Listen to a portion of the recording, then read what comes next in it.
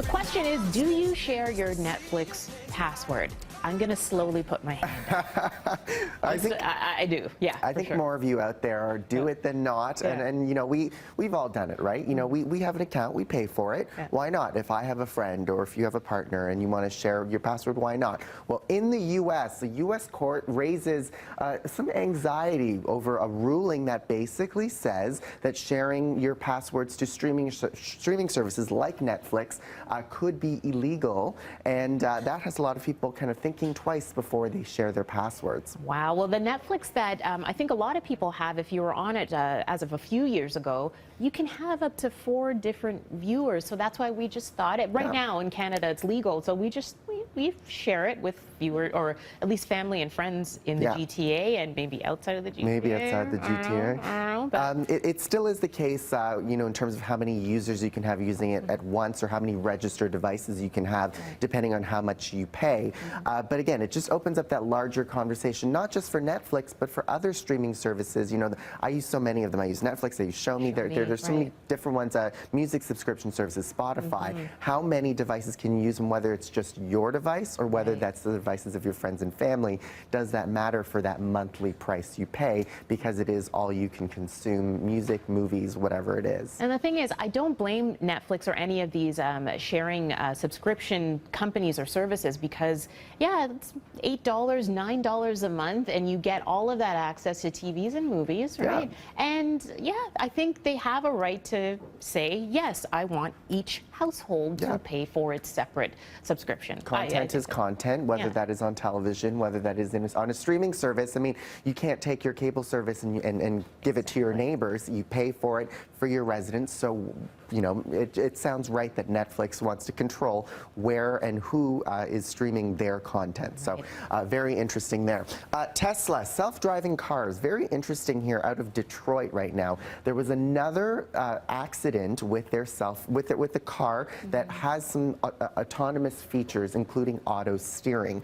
A driver in Detroit has reported that the car basically didn't see an obstacle and got in the way, and it ran right into the obstacle. So Tesla coming back and saying, well, they did get a warning that they should put their hands back on the steering wheel when they get the warning to take manual control of the car. But so many people are relying on these autonomous features far too much, and you know, distracted by their phones. There have been reports of people watching movies in these self-driving cars. So definitely you have to be careful. Yeah, and it sounds like with these self-driving cars, yes, there are, as you said, some autonomous features, but you still have to keep your eye on the road and do everything that you normally would.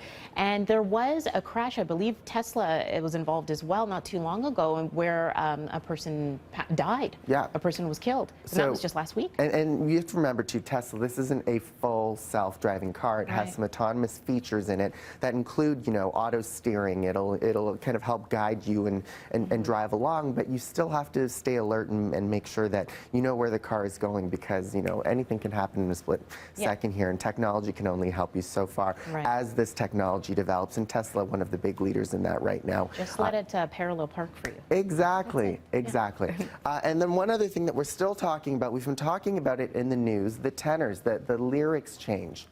That has a lot of people quite upset, and our Twitter right now getting quite a few comments right now. I can read through some of them. People going so far as to say, kick him out of Canada and take away his citizenship. You don't ever mess with Canada's national anthem ever.